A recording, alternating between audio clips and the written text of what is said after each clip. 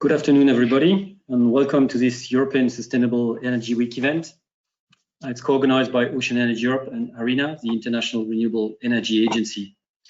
Roland Roche, the director of its Innovation and Technology Center, and myself will be chairing the session, albeit with two different tasks. Roland has the harder one of actually setting the scene for the sector, while I will be enjoying listening to our speakers and introducing them. So why did we welcome you today to this webinar is for two things. Next to the hope of offering you an informative and hopefully enjoyable Friday afternoon, we want to do two things. Launch the SRA, which is the Strategic Research and Innovation Agenda for Ocean Energy first, and then look at global markets beyond Europe, where European technology is already present. And the link between these two is pretty simple. It is strategic investments into research priorities that have been the main reason why European technology progressed fast and as a result is present on these markets outside of Europe. So to give you a bit of a more understanding, the SRA that will be launched by Patrick Child is a strategic and research innovation agenda. It's a document that sets out the research priorities required to advance technology. We target the actions that will bring the greatest cost reductions. It's a document we redo every 3-4 years to make it stick as close as possible to the needs of the sector. And it's been launched today, and it's a document that is done in full consultation with the sector and right from cradle to grave. So it's from academia, designing the devices, to companies installing them and even decommissioning them. So Patrick Child will launch the document. Patrick, you're the Deputy Director General at the European Commission's DG Research and Innovation. The directorate you're heading has been funding quite a few projects, some of which worked out and some of which didn't work out or didn't work out so well, which is fairly normal for innovative technologies. I understand yourself, you're quite like the energy side of things. You also have questions naturally on the technology and on the market. And I hope the SRA will give you some answers on the technology side of things. Your directorate has been reviewing the document and has been collaborating, in fact, a bit with us to improve it. And as for the markets, I hope this webinar will give you some answers as well. So I will now let you launch these key documents, the Strategic Research and Innovation Agenda, and tell us a bit how you see things in the ocean energy sector. Thank you very much for joining us, and the floor is yours. Well, thanks very much, Remy, and I'm very happy to be here, be able to join you for this very important launch of the Strategic Research and Innovation Agenda for the ocean energy sector. This is an area which is, of course, of increasing importance to the European Commission, and I think in the broader European debate on the future Green Deal. And as we work together to prepare for the next sort of financial framework, and in particular for the future Horizon Europe program. In sort of setting the scene for our discussions today, I think I'd like just to cover three main points. I mean, firstly, the general context and the challenges following the COVID crisis and the recovery package that the Commission has proposed in the last days. Secondly, the importance of renewable energy as a central part of the energy transition. And then thirdly, a few comments on more specifically ocean energy. So, I mean, of course, we are all now in the middle of this terrible crisis resulting from the COVID pandemic.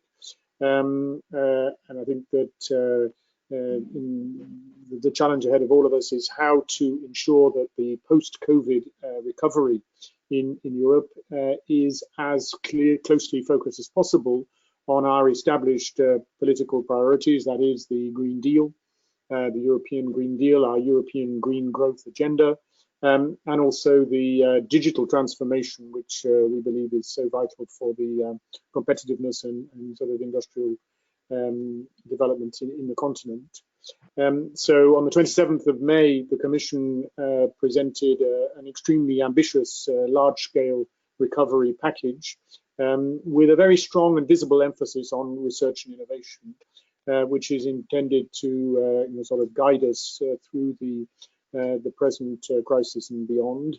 So building on our earlier budgetary proposals for the period 2021 to 2027, the Commission has proposed an additional next generation EU resilience and recovery instrument with an overall sort of top up of 750 billion euros in fresh funding from the financial markets, on top of the proposals we'd already made for something like 1.1 trillion euros of funding for the EU budget for the next cycle, which means that the overall total would be something in the order of 2 trillion euros. And in terms of the fresh money for research and innovation, we're very pleased that the Commission's proposal includes an additional 13.5 billion on top of the nearly 100 billion that we already had proposed, with particular emphasis on, of course, the immediate health challenges of the crisis, but also the European Green Deal, the digital single market, and our work to promote innovation through the new European Innovation Council. And so I think that the Commission's recovery proposals give us an excellent basis to now work in the future on further developing the European Green Deal, which of course has at its very heart the need to transform the energy system. And we think that research and innovation are going to be crucial to our future and how successful we are with the delivery of the European Green Deal, and beyond that, for the competitiveness of EU industry in supporting breakthrough innovations. And that perhaps brings me to my second point, which is on the importance of renewable energy in the general context of the energy transformation. Of course, renewable energy is a sector where already the European Union leads the world, and we're very proud of the extremely strong performance that we have in many different sectors. And I think that the European Green Deal in particular highlights the importance of having a dedicated strategy on offshore renewable energy, which we are working on for a presentation in the autumn of this year. And of course, ocean energy will have an important part to play in this future strategy. We're working to decarbonize all industrial sectors at the core of our Green Deal strategy. And as I've said, this must start with a fundamental transformation of our energy system using all available renewable energy resources, including the oceans. And so what I think this SRIA that we are launching today, and I'm very grateful to Ocean Energy Europe and IRENA for providing the platform for this presentation, is that research and innovation are going to be absolutely vital for the success of the European Green Deal, building on the work that we've done already through the existing Horizon 2020 program, but also when we come to the next generation of work under the Horizon Europe program, which will be a combination of what we are able to do directly through our normal programs, but also with a new dimension, which I think will be very important through the work of the Horizon Europe mission on healthy oceans, where we are just receiving now some useful ideas from the mission board led by Pascal Lamy, and we are looking to develop those further in the year, later in the year, in particular around the Research and Innovation Days, big conference that we will organize this year, unfortunately only virtually, but in the final days of September. And then finally, just a word more specifically on the potential of ocean, wave and tidal energy. I think that the SRIA that we are addressing today really sets out the challenge in a very clear and well-articulated way, both the huge opportunities and potential that the ocean energy sector offers us, but also the very significant challenges that we collectively face in ensuring cost effectiveness and economic viability of the technologies and solutions that we are able to develop for ocean energy. So we in the Commission are, of course, very, very much in support of the efficient use of resources through clean and circular economic models, which will also put us in a position to develop a competitive advantage with other global players. And so, one of my messages today will be that the ocean energy sector should think in the circular economy terms. And we'd also like to see you making a good contribution to restoring the biodiversity and reducing pollution levels within healthy oceans. And this should also be, we hope, a guiding principle for the work that we're able to do together in the months and years ahead. So I think that we have an opportunity to think about the research and innovation agenda that we are working on with these considerations in mind, providing balanced support to work at all technology readiness levels, but also I hope with a greater emphasis on successful demonstration projects, which can help us to develop a strategic view for this sector. So I'm extremely grateful in conclusion for having had this opportunity to receive your STRIA, which provides us with an extremely timely and valuable input into the strategic work that we are doing now in preparing the ground for Horizon Europe and ensuring that research and innovation, including in the important area of ocean energy technologies, will play a full and active role in the work we're doing together under the European Green Deal. So thank you very much, and I'm looking forward to the presentations and the rest of this session. Thank you. Thank you very much, Patrick. A number of very good points. A lot of billions and millions are here, so I look forward to see how we can profit from those to deliver exactly what you were saying, and in the clean and circular economy, blue economy, and demonstration projects that actually have, that actually demonstrate the technology and develop it, have a chance to develop it. So I will go back to the next part of the agenda now, and I will welcome Roland Roche, like I said, who's the director for innovation, for the Innovation and Technology Center of ARENA, based in Bonn, and who will tell us a bit about their views of their latest report of the sector. So Roland, you focus mostly on new technologies. Ocean energy is part of those. It's gaining momentum at the moment. ARENA has been publishing a number of reports and organizing events as well on ocean energy. This is a second shared webinar that we do together. You had one also at an event on ocean energy at your AGM in January. So I'll give you the floor right now to see a bit your vision. Yes, thanks. Can I share my slides? Yes, please do. Yes, show my screen. Okay. Okay. Yes, thanks for having me here. Thanks for this joint event of ARENA with Ocean Energy Europe. I think ocean energy work has become extremely important for the International Renewable Energy Agency because we see ocean projects have successfully tested full-scale prototypes, but now stronger emphasis needs to be placed in improving the economic and commercial case. Many of ARENA's member countries have actually, and ARENA is a governmental organization, and we have 161 member countries, and we have 30 countries in accession to ARENA.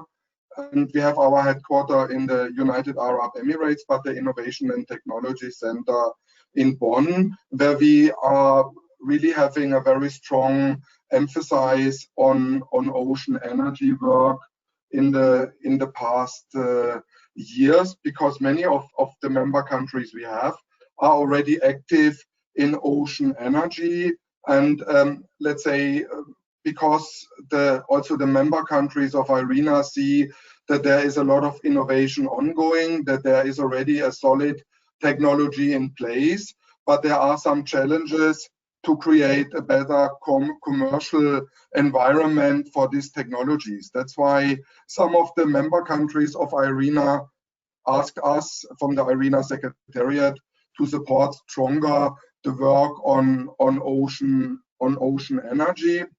I think IRENA has already, with 2014, done very successfully a patent research to inform member countries of IRENA where we stand, and then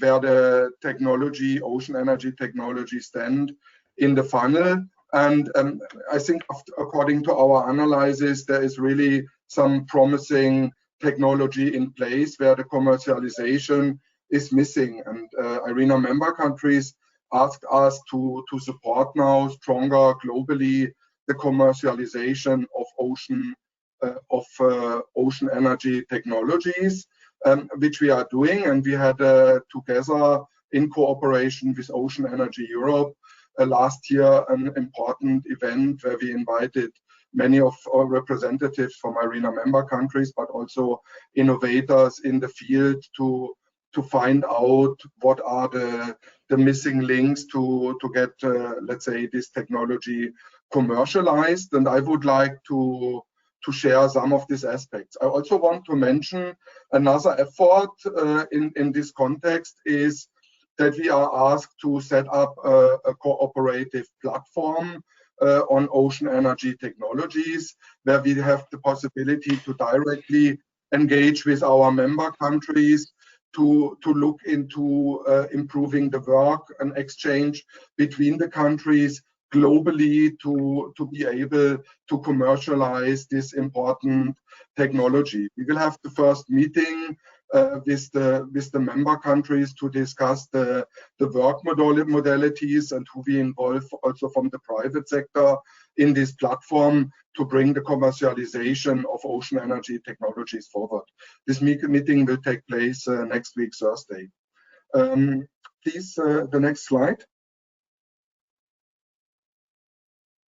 On the slides, you see here in the first pie chart that the deployment still remains limited, and the most of the capacity implemented now, this 535.1 megawatt, is mainly tidal barrage. But then in the second pie, if we break down the 13.5 megawatts of other technology, then you see here that tidal is getting some improvements and commercial, some arrays, most demonstration and testing areas here. But let's say there is some promising developments in the technology, and we as IRENA, of course, we are aware of the very high potential of ocean energy. Here you see there is a huge potential, which basically is 3 times the current global electricity demand, and tidal and salinity and has some geographical constraints, but it's still very relevant. And wave and ocean thermal energy conversion also has been, let's say, very promising developments taken in the past. The next slide. You see here, just to show, of course, Europe is still very important for ocean energy, but there are also promising developments on almost all continents. So there is really a lot of activity globally on ocean energy. The next slide. So here the first graph is new figures for new deployments in 2020. You see here, this is 24 megawatts, of which are from this 24 megawatts, 8 megawatts are wave and 16 megawatts are tidal.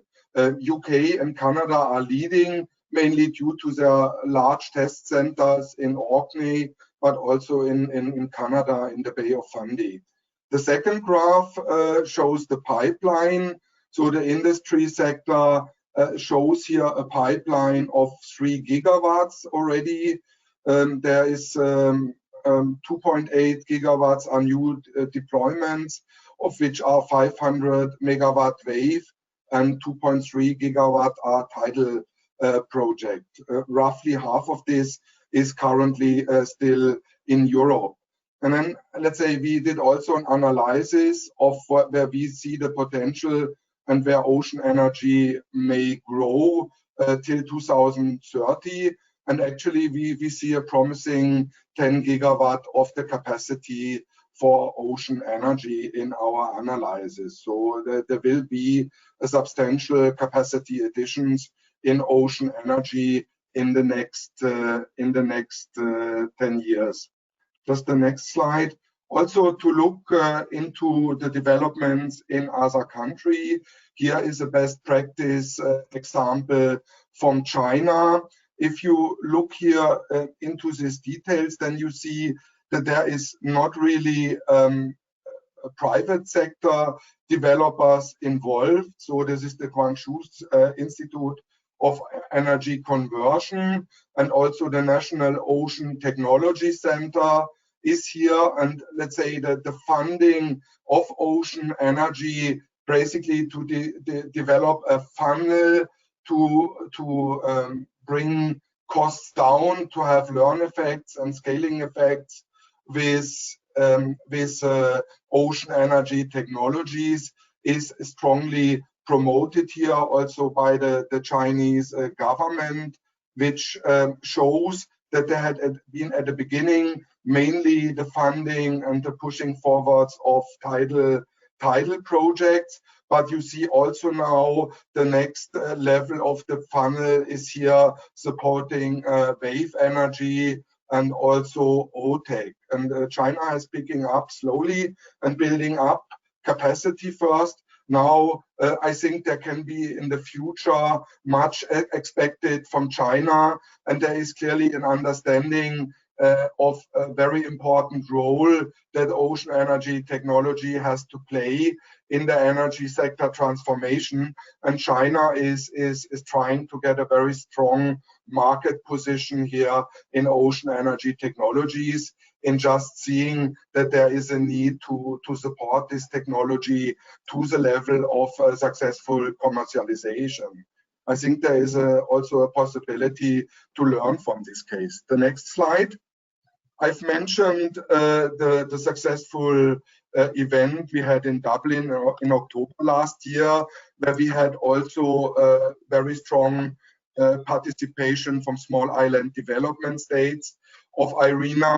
And we learned there in the discussion with the small island development states that ocean energy has an important role to play in the integration of other kinds of renewable energy. So that means ocean energy is backing the other forms like wind and solar in the system and helps to balance the system, which allows them on the islands to have higher shares of variable renewables integrated.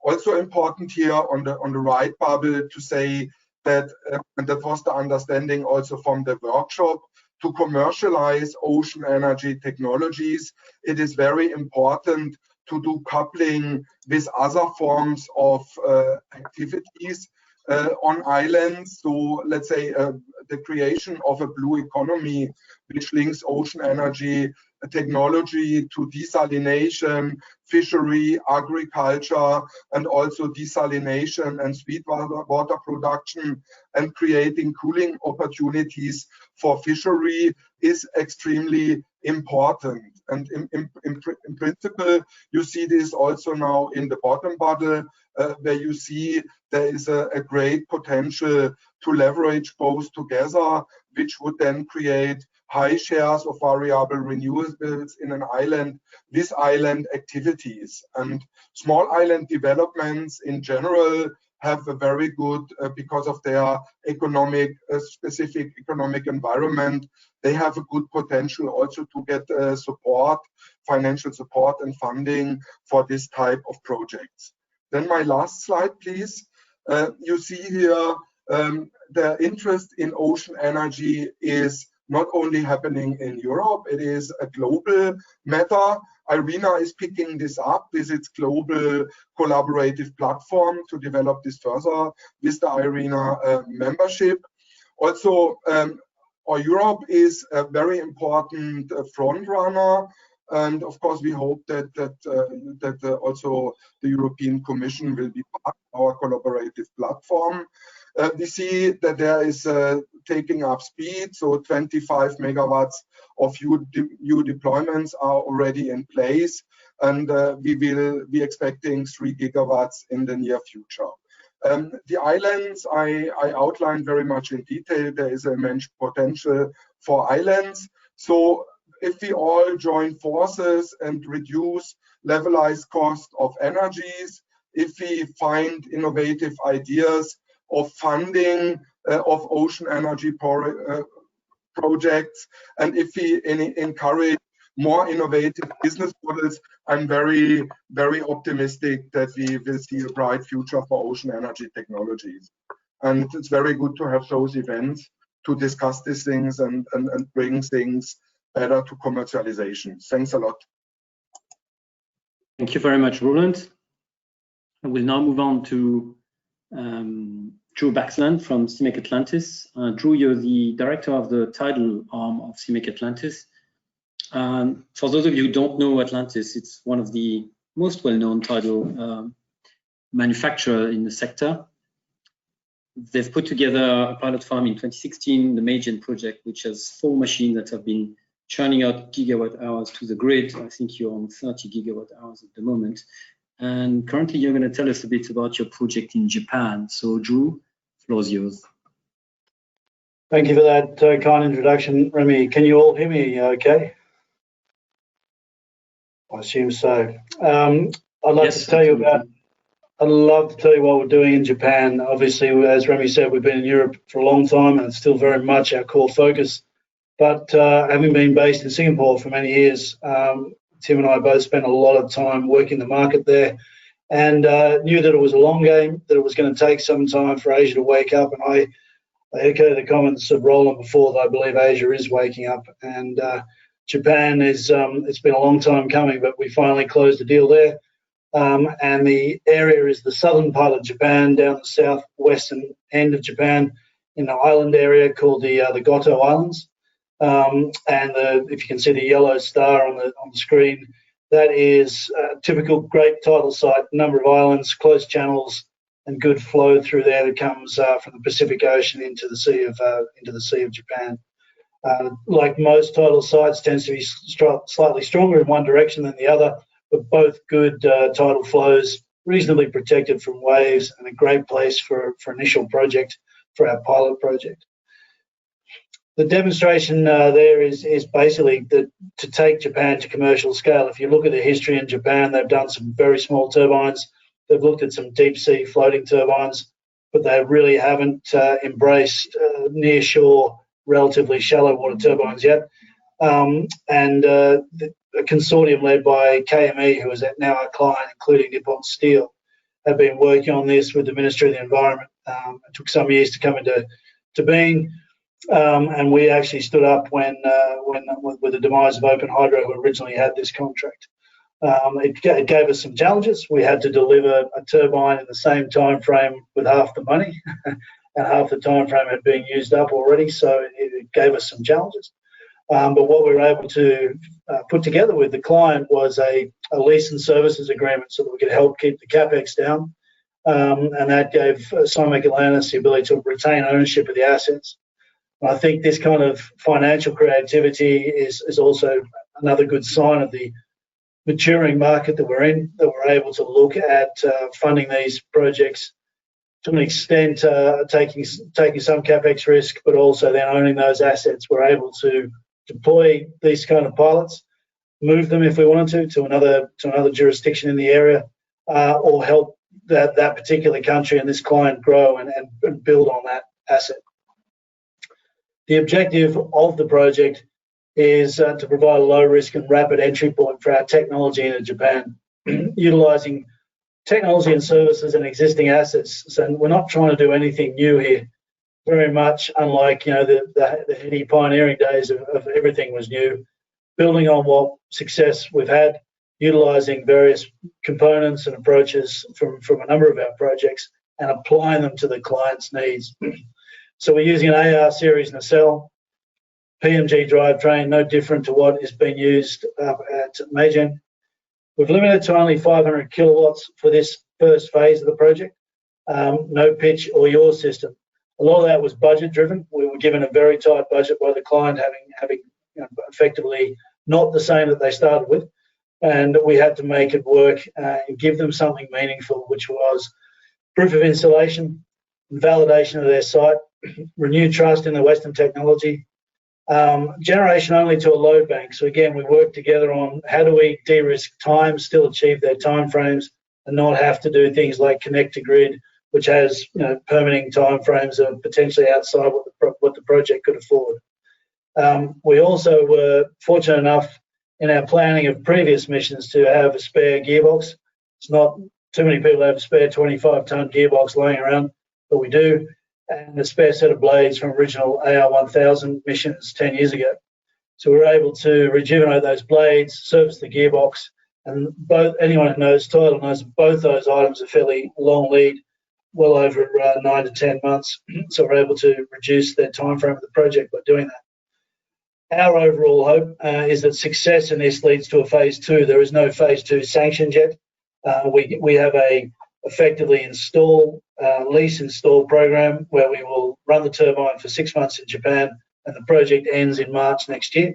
So we are installing in September, October, probably October this year, and we will run it down there for 6 months. And during that period, we're hopeful that the client sees the success, sees that this is very possible in Japan and that the results from the site are great, and then we can then move on to phase 2. Phase 2 for us could take a number of different forms, but hopefully it would be taken up to megawatt scale, which this turbine can be scaled up using the same structural platform, adding a pitch or a yaw as we need to. And then that's one of the beauties of our technologies. It's modular and we can adapt it to clients' needs and let it grow with the client.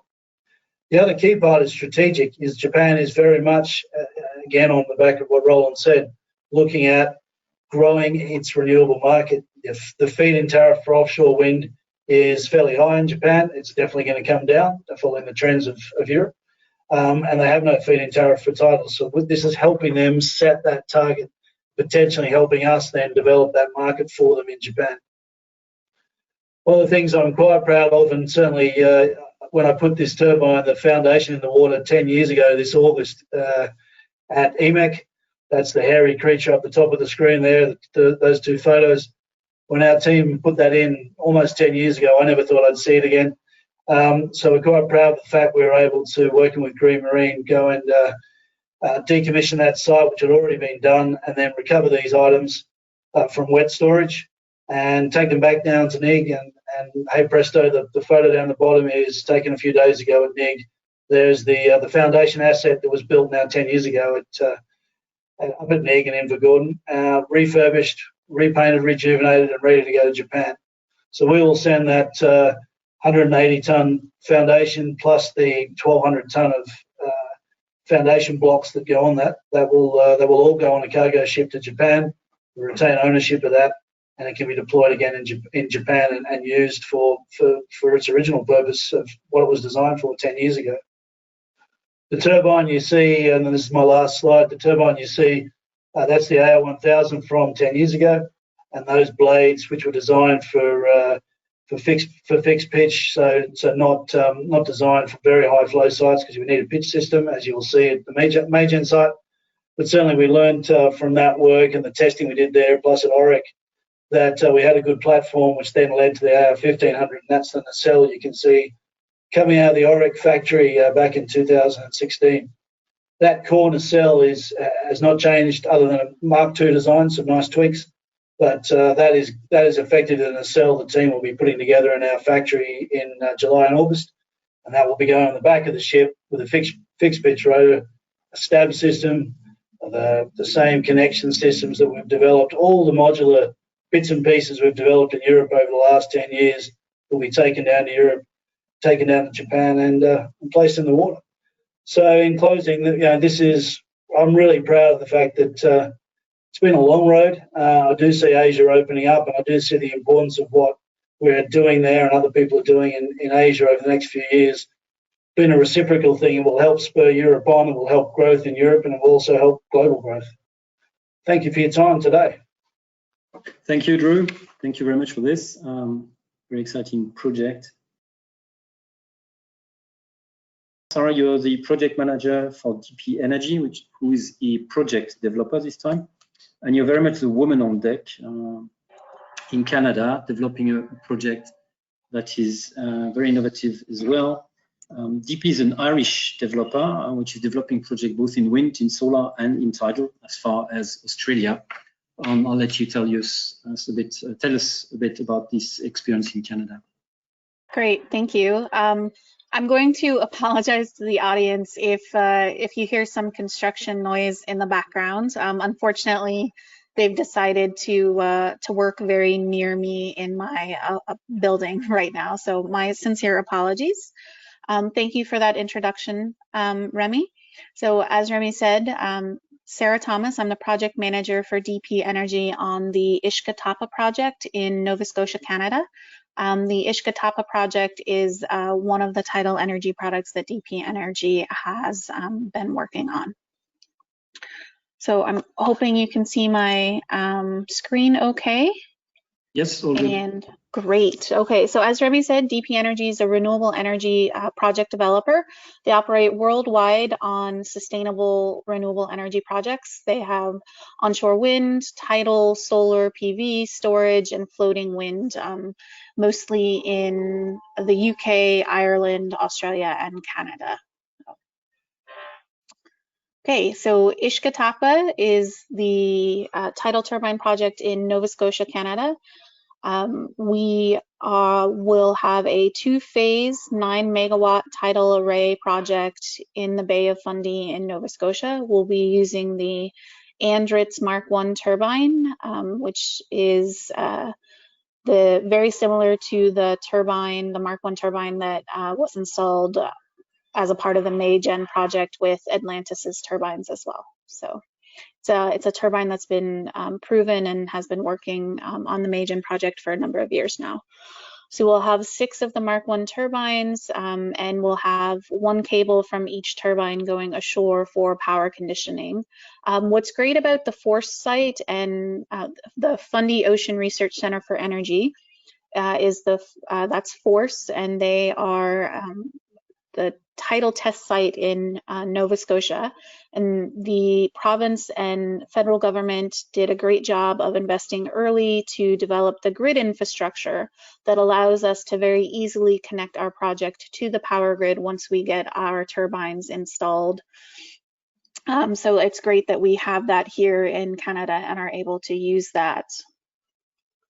So the FORCE site, this graphic just shows the 5 different berth areas that are a part of the Crown Lease area within the Bay of Fundy at FORCE. FORCE is looking to see if they can open up and have additional berths at the test site, which would be great for other developers. And on top of FORCE and the test site that FORCE has, Nova Scotia, through its Marine Renewables Energy Act, has also opened up other test areas in Nova Scotia, so other areas in the Bay of Fundy, and then in Broadmoors Lake in Cape Breton. Those areas don't necessarily have the grid infrastructure, but they are great test sites for other project developers. So one of the things that I'd like to note about the Bay of Fundy is, you know, 1 turbine is quite a small cross section overall of the actual area where the water flows here in the Minas Passage. So. And I'm going to hope that this works. This is a simulation video that shows our project. Sorry, Remy, were you just confirming that it's working? Yeah, it's working. Yeah. Wonderful. So this just shows the bottom type at the site. You can see from all the bathymetry data, it's not a smooth bottom, but it's also not terribly rocky. But we do have a lot of crevices and that sort of thing that we need to be careful of as we run our cables back to shore. But this is just a simulation of what our project will look like after we get all 6 turbines installed in our berths at the Force site. So the rotational speed that you're seeing here, that is 15 RPM, and that is the maximum rotational speed of the turbines while operating. So you can appreciate that it's not, you know, something that's spinning incredibly fast. You can appreciate that 15 RPM, you know, isn't necessarily a very quick rotation. And the turbines will sit, the hub will be about 17.5 meters off the seabed. We have our tripod base there, which is how the turbines sit on the seabed. So the project, DP Energy, we've been talking about the Ishkatapa project for quite a while, but we have been progressing it slowly here as we work through the consenting process. There's a lot of environmental work that needs to be done to demonstrate to the regulators here that our project fits within the parameters that they can authorize.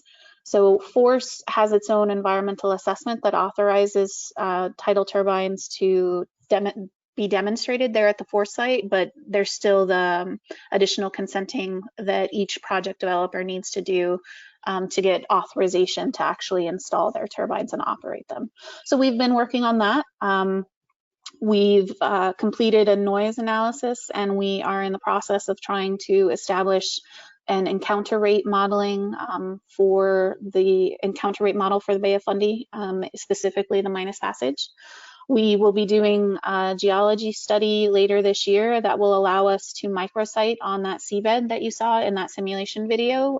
We need to make sure we get the bases positioned in the correct spots. So we are continuing to figure out what additional infrastructure we need to install to condition our power before we connect to the power grid. If you recall, I said we'll have one cable going from each turbine ashore.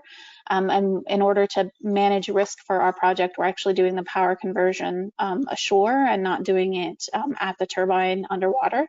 So we need to develop and build that infrastructure for the power conditioning. So we're working through the requirements of that. We collected some great flow data last summer, and so that's helping us confirm the right locations for our turbines and make sure we understand the project potential. A big part of turbines projects here in Canada is making sure that you have an environmental effects monitoring plan. That's a condition of the EA that Force has, and so that's been a big focus of what we're doing, is to make sure that we have an environmental effects monitoring plan that addresses the regulators' concerns, and there's something that we can actually sign up and do. You know, what sort of data are we collecting? How can we get that data analyzed and present meaningful information to the regulators and to the government? And with all of this work that we've been doing over the last year, that's allowing Andritz to finish the front-end engineering design to make sure that our subsea base is sized appropriate for the site and that we've done everything we can to maximize the yield from the project. Also here in Canada is a lot of First Nations engagement. The project area is in unceded First Nations territory, so working with them, making sure that they understand and agree with our project going forward is quite important.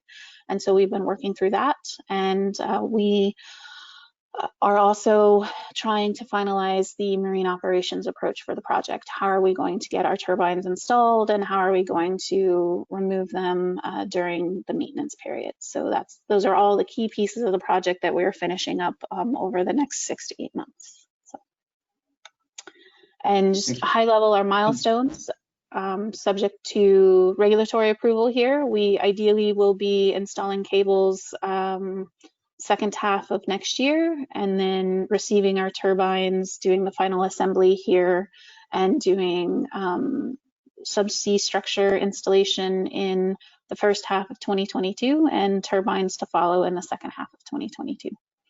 So, and that would be for our first phase of the project, which are 3 turbines. Thank you, Sarah. Very nice to see that we're already crossing the pond and going over to Canada, and to be able to benefit from the feed-in tariffs they put in place as well. Now we'll try Martin again. Martin, are you with us? I hope I am with you. Can you hear me? Yes, yes, we can hear you now. Okay, great. I hope I'm sharing my screen as well with you in yes. in a second. Yeah. Okay. I'm calling from Gothenburg, Sweden, where it's Midsummer Eve, so I'm probably the only Swede in this big workshop. I'll run you through Minesto and what we're doing. Go ahead. Yeah, we're a title developer with a unique technology that you may label it the second generation technologies that is let's say fine-tuned and really designed to capture the nature of the kinetic energy in the oceans. And this makes that we take the tidal stream potential far beyond first generation solutions.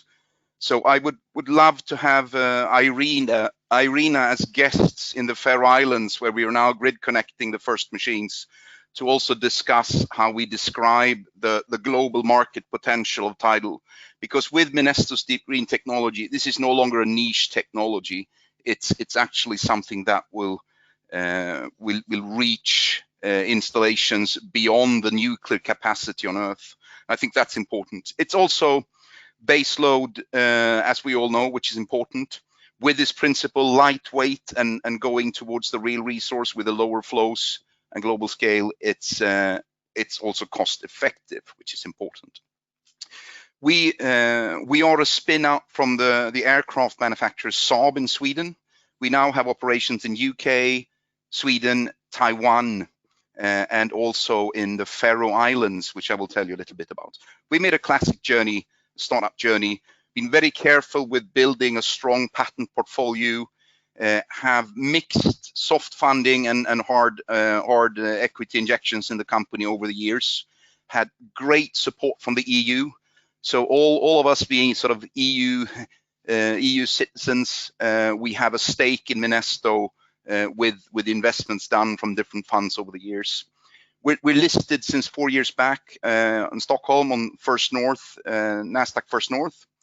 We have a market capitalization of around 250 million euros, which makes us the highest valued company in the ocean energy sector on a stock market. We are also a strong team with 60 people focusing on operations and development mostly, now adding commercial capacity to what we're doing. And as you can see on the screen here, it's a long journey from smaller units to larger, and we've tried to keep the performance enhancement and development at larger scale for as long as possible to save our shareholders money. Now we are grid connecting and in commercial phase. What you can see here is the last picture of the system that goes into Vestmanna in the Faroe Islands this summer. The team is actually there deploying now, and infrastructure installations and the actual grid connection is in place. So we will have a team from the UK and Sweden working there now over the summer to get this job done together with the local utility company SEV, which is a great partner for us in this. You can admire the sceneries there of the Faroe Islands. It's a fantastic place. You see the bottom joint to the left and the system with a 5-meter wing in the middle. This is extremely lightweight infrastructure hardware compared to other technologies in this industry. What makes this interesting and actually commercially viable from the start is the quest towards 100% renewable energy. They go all in the Faroe Islands, and it also includes land transport. And what you can see here briefly to the top left is the phase shift of tides from north to south in different fjords, which means that if we locate 30 plus 30 plus 30 megawatts south, middle, north, we can feed base load into the Faroe grid continuously. And that will have dramatic impact on the cost scenarios with and without tidal that you have on the right side. We will reduce the capacity needed. You will need a massive overinvestment in wind capacity to compensate for days when the wind is not blowing as much. and you will also need storage. Pumped hydro is probably the only option that is viable for them today. But we will basically eradicate the need for storage by doing this. So there are strong commercial motivations, even if an early stage technology is a little bit more expensive than wind. With our ability to go after lower flows, we also open up the global ocean current market. And I think we are the only developer in Europe that actually reach out for this market today, which makes us highly relevant for export ventures in Asia, where we, for instance, have the Kuroshio current, where we work with the Taiwanese government and research institutes and commercial partners, also in parallel with the Faro Quest. We can count this market in different ways, but installed capacity is massive. As you can see, this is equivalent to the global nuclear capacity, and this is what we have concretely found in research studies validated. We know that with larger distances to shore, with larger systems, we will see this market potential grow substantially beyond those numbers going forward. And the most important and the last slide in this is then, of course, the view of cost of energy. We've invested for 10 years in detailed analysis covering all aspects of standardized calculations of cost of energy. We know that with a few hundred megawatts installed, we will push the total cost structure of Minesto's deep green technology beyond and lower offshore wind systems today. And we're saying this also without scale-up effects. So this is below 1 megawatt units that this analysis is based on. And we are today looking into up to 3 megawatt turbines. And then we talk about 20-meter wingspan of those underwater airplanes. So I'd say this is really a sector that is now in a phase where the offshore energy sector were a few decades ago. We knew that there were people saying that it's impossible to extract oil and gas from the seabed because the marine environment is so tough. I don't think we should make that mistake again when it comes to the marine energy renewable solutions. This is the new offshore industry, and Europe still has the opportunity to take lead and build a significant export industry and capacity to contribute to a 100% renewable energy mix. Thank you very much. Thank you, Martin. Glad worked out. Great project. I'm going to go to Indonesia now with Eric, who's the CEO of Tidal Bridge. And Tidal Bridge is a company that is combining the Dutch excellence in infrastructure to protect themselves from the sea, namely, mostly, and a Dutch excellence in energy extraction, and is applying both to a tidal project in Indonesia. Eric, the floor is yours.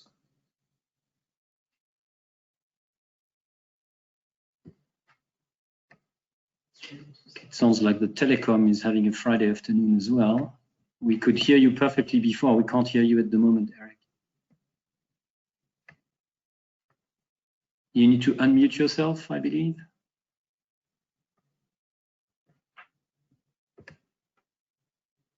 Yeah, can you hear me right now? Yes. Okay, all right. Carry on. Yeah, carry on. Okay, I'm a bit different here because we don't have turbines, but we are using turbines by making agnostic structures.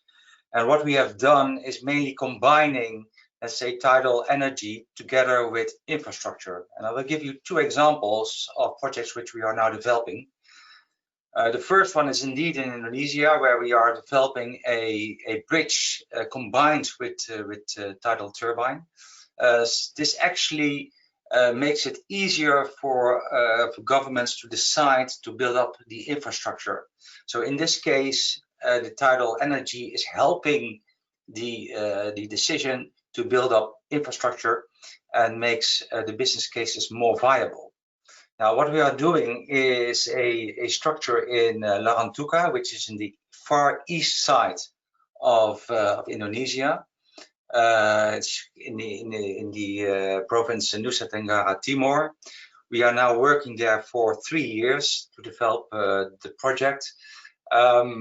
We are helped by FMO, which is the Dutch Development Bank, and we are using a schedule and a structure following, let's say, export credit agency finance.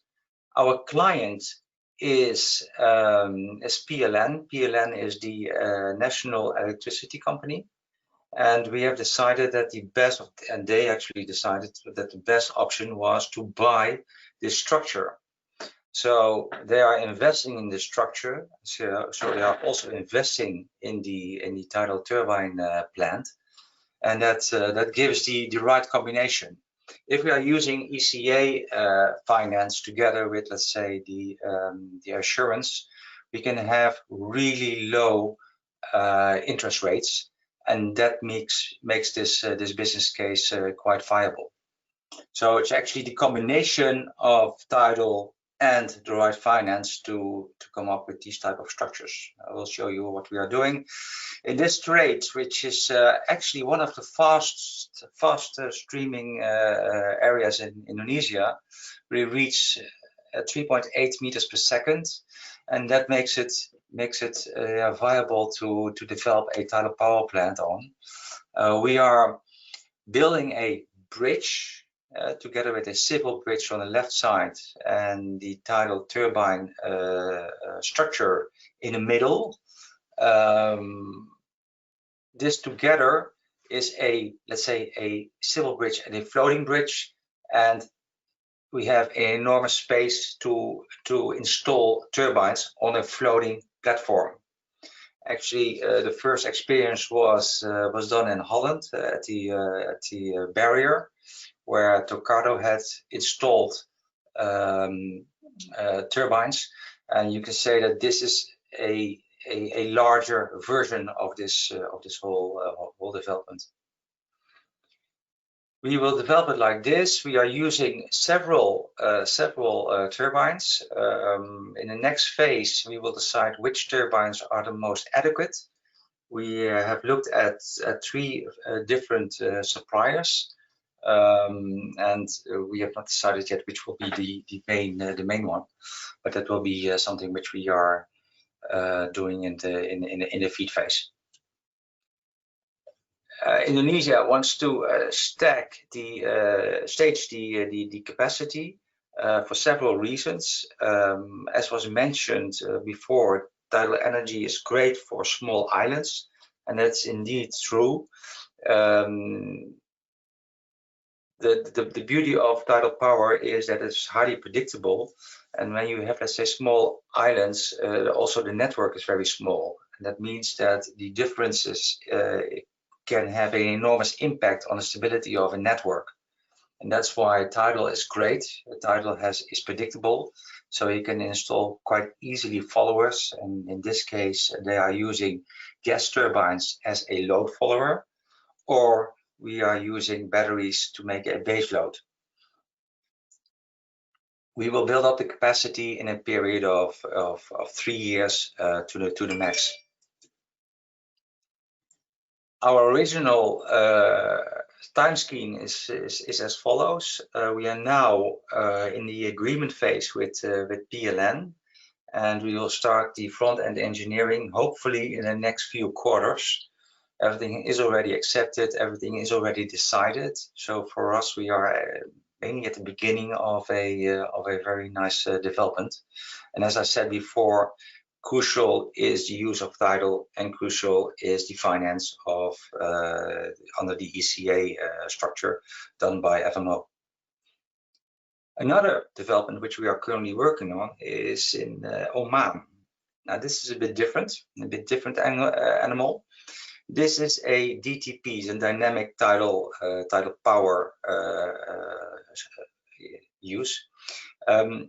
Originally, it was developed for a China study project, and we are using now different turbines to make this happen. And you see that on the right side, where we actually are building up a dam in a sea, or that's at least what we are aiming to do. and where we are using the height of the water to create the power.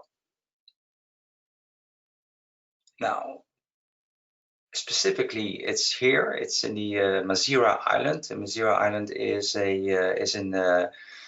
15 kilometers away from the mainland of Oman. Oman has a real desire to be totally green. Renewable energy is very important over there, but they also want to have a structure and they want to have a connection, a fixed connection with the island.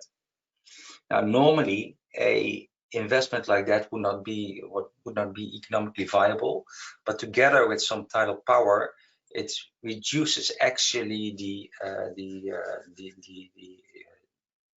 demands on finance. So that means that it's much more economically viable to build up the structure together with the tidal turbines. I'll show you a bit how it would look like in these type of structures, where we would actually put the turbines in a concrete structure together with a normal dam. Now, something like this is great for this country. Actually, politically is very nice, but also the focus on renewable energy is great, and they would also unlock the Mazira Island, and that gives them a further way to develop jobs, tourism, and can create the whole development over there. Now, the combination of these type of developments, so infrastructure together with tidal power, is for us a very nice issue to create more structures all over the world, and that's why we are really hoping that the tidal energy develops very fast, reliable turbines, so that it can be used in multiple ways. Not only by making tidal power plants, but also using them in much more applications. Thank you. Thank you, Eric, for this view. We're a bit delayed due to the technical issues. I guess it's Friday afternoon for the telecom companies as well. We still have over 500 attendants, so I'm still tempted to have the 5 to 10 minute maximum discussion on a few of the questions that we've received. So for the audience, if you have questions to a specific speaker, then I would recommend that you contact him. The contact details are at the back of the presentation, which will be available later on the website. So I will take a generic question, which is, if you move outside of Europe, or even if you are outside Europe, what type of policies do you need to support the sector at the moment? So that's really, if everybody is sharing their webcam, that's perfect. So that's really the question to the panelists. Now we'll start with Sarah, because you're the woman and you're also a project developer, so it kind of makes a lot of sense. No problem. Can you repeat the question? Sorry. So the question is, if you want to develop a project abroad, what type of policies do you need to be in place to be able to do that? And that's from both a regulatory and a financial perspective. Sure. So from a project developer perspective, there has to be some sort of incentive on the financial side to get over the technological hump and be able to demonstrate that your technology is in fact safe and affordable, so that then you can get to the point where you can scale up and take your project from being a demonstration 1 or 2 or 3 tidal arrays into a full array. And if you look back at what governments were doing to promote solar and to promote wind back when those technologies were in their infancy, the financial incentives and the feed-in tariffs that tidal are getting, if they get any by a government, they don't compare to those earlier stages or earlier technologies, and that is something that needs to be addressed in order to try and make tidal something that is affordable and that other project developers see as viable. On the regulatory side, I can only speak to the challenges here that we have in Canada, but Canada, the Bay of Fundy especially, is a ecologically sensitive area with a lot of species at risk. But it's also an area where it's really hard to understand how fish behave and understand even how many fish are there, because it's such a volatile site with those tidal flows. And it's also quite turbid. It's not clear water. You can't go down and look. You can't put a camera down, that sort of thing. And with the flow speeds that you have, hydroacoustics, you can only learn data from hydroacoustic tags for a very small portion of the overall flow, a tidal cycle or a migration cycle. And so having regulatory... Thank you, Sarah. Sorry, I'm going to stop you here because we have 5 speakers. No, go ahead. We have very limited amount of time. Yeah. Anybody else wants to react to the type of policies you require? Are you confirming what Sarah says, namely environmental legislation, but mostly also financial incentives? Remy, I think it's just for the political sphere to look at how offshore wind was created into a huge success story for Europe. We need to push the costs down together also with some public revenue support in different ways. That's a key message, I think. We will be able to do it quicker because we will piggyback on a lot of the learning curves cost-wise from other offshore entities. But we will need that, otherwise Europe will slip behind. I think that's... Okay. Roland, I had a question for you. Namely, do you want to tell us a bit, or do you know what's happening in other countries from a policy perspective and financial perspective? Namely, the US, China. You mentioned quite a bit of that. They've been very aggressive lately. So, do you see that as potentially a threat for Europe, or do you see that, on the contrary, as everybody developing the technology and us together reducing the cost faster? No, I think we have also seen this in the solar panel production. Of course, China has the potential with a huge market to create scale effect and learning effects. I think this, and also the Chinese, I think they are open for cooperations. So that there is a huge market that is excellently positioned to harvest scale effects.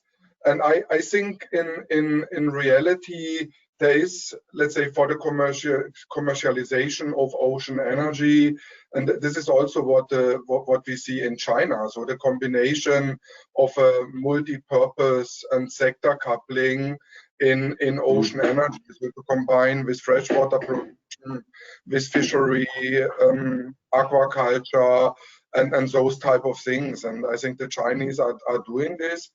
And I think it's clear that for the commercialization of many of the ocean energies, still a push is needed, and to bring more technology into the water needs support. No, and that can come from all kind of institutions, perhaps also outside the private sector, just to get better information, and then to, let's say, in the longer term, looking towards 2030, I'm sure there will be a commercial way. It's of course for offshore energy a little bit of a disadvantage that the other renewables are now so cheap, no?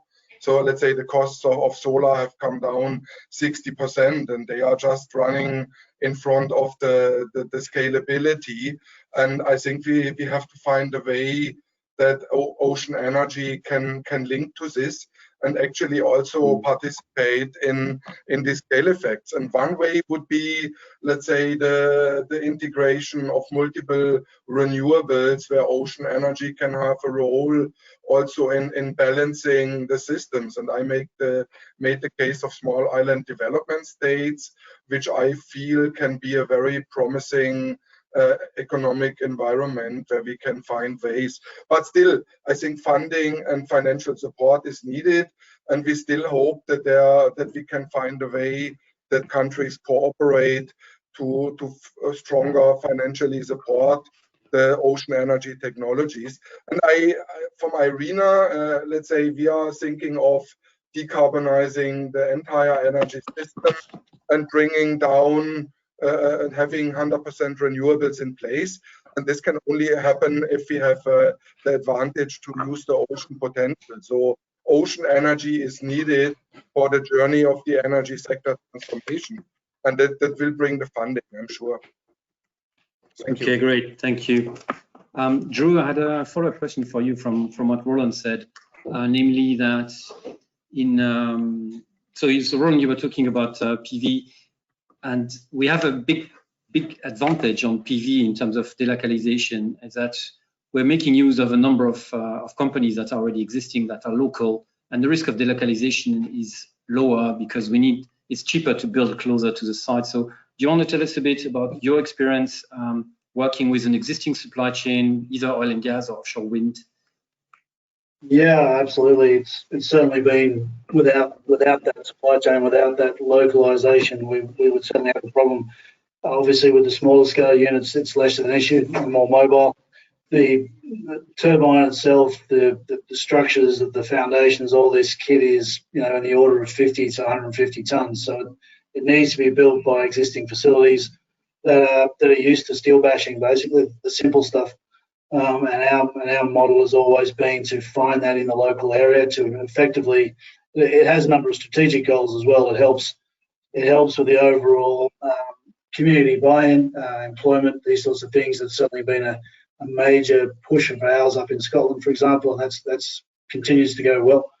And then we try and apply the smarts, so that, the rotor through to grid connection, the clever parts of the turbine and the system overall that are infinitely transportable, we bring in, but we try to empower local community and local supply chains to effectively provide the dumb bits, I should say, the bits that can be built by anyone, and that I think that's very much a cornerstone of helping to bring down levelized cost of energy as well. The other part to it, and the flip side, is that by creating those and enabling those existing supply chains to grow, you actually then provide them with an export opportunity as well. They may be the lowest cost of energy globally, and you may find that getting certain products out of certain jurisdictions is actually cheaper than anywhere, and you can transport them. Our stab system weighs about 12 tonnes. You can put that on a ship. Our turbine fits in a container. So, a lot of the logistics has been thought through in the design of the turbines to enable global supply chain. Okay, yeah, that's great. I mean, global supply chains or pan-regional supply chains have been a key enabling factor for the offshore wind industry to reduce costs as well. So that's great. I'll go with the last quick question to Eric, and then I'll wrap up because I think we need to get going on that. Eric, I mean, my main question for you is why Indonesia? This is a developing country. It's a country that is very far away, that doesn't necessarily have the right infrastructures in place. Why did you choose to go there? Yeah, it was basically the other way around. We were asked to go there because it has a wonderful location. And the site where we're talking about is like a 1 kilometer sea strait, and it's like a lake. And it's a fast moving lake, actually. And that seems to be very perfect. And with the, let's say, the turbine suppliers, they immediately fell in love with, let's say, the environment, but also with the circumstances over there. Also, the Indonesian government is actually quite willing to participate, and we all know that it can be a bit hard to reach decisions. It takes time, but on the other hand, it's still very reliable, and they are doing their work. So yeah, we invest a lot of time to get to the deals, and also there's of course a tremendous help of, let's say, of the government. And we're talking about the role of the EU. I think for us, or for the developers, or for the turbine manufacturers, it's very helpful if politics actually stands behind this industry. It is so helpful if you can use the embassies, if you can use the ministers or the presidents. It's absolutely very helpful to put this new industry on the map.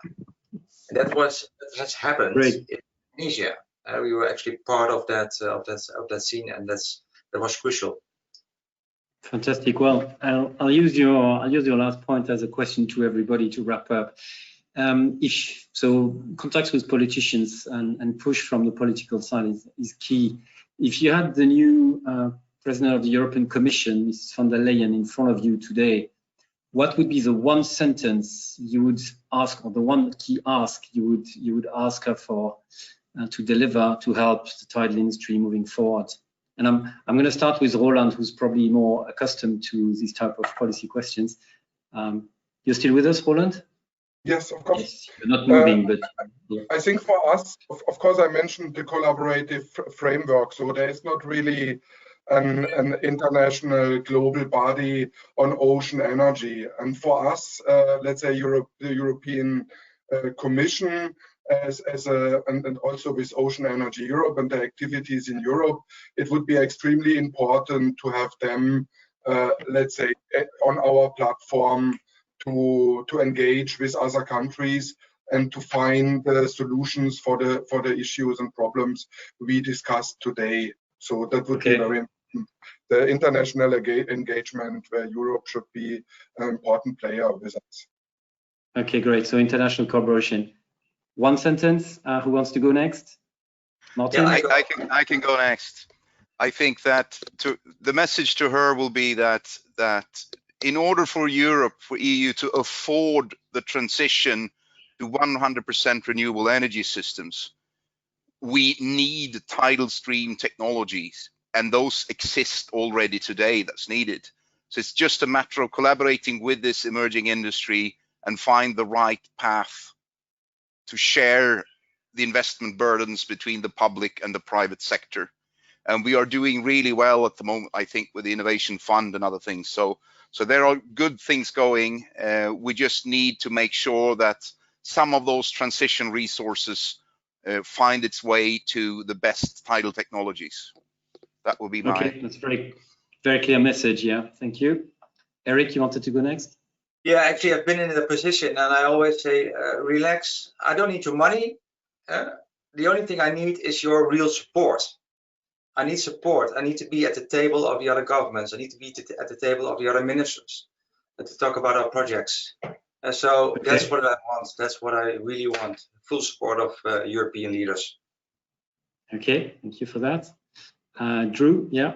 Yeah, I think Martin stole most of what I was going to say, so I'll just echo Martin. And the way I'd catchphrase that is enable doing.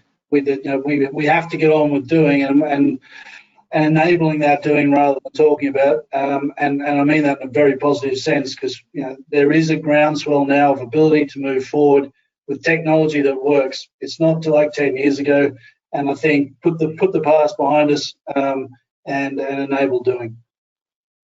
Okay, and last but certainly not least, Sarah.